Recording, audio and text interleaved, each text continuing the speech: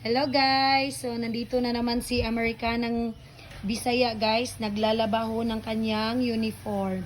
Hindi ho niya winawashing yung kanyang uniform guys kasi ayaw niyang masira daw po. So okay lang naman, madali lang naman labahan yan.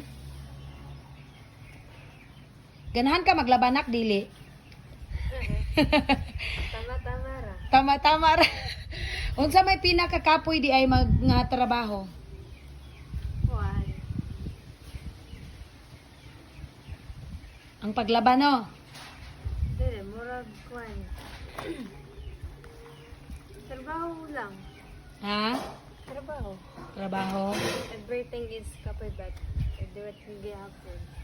Oh, everything is kapoy daw guys, magtrabaho pero iya lang gyapon daw ginabuhat. So, muna yung ginahimo guys, nagalaba siya sa iyang uniform as in siya lang naglalaba ng uniform niya, hand wash lang pati. Kasi pag winawashing, i-washing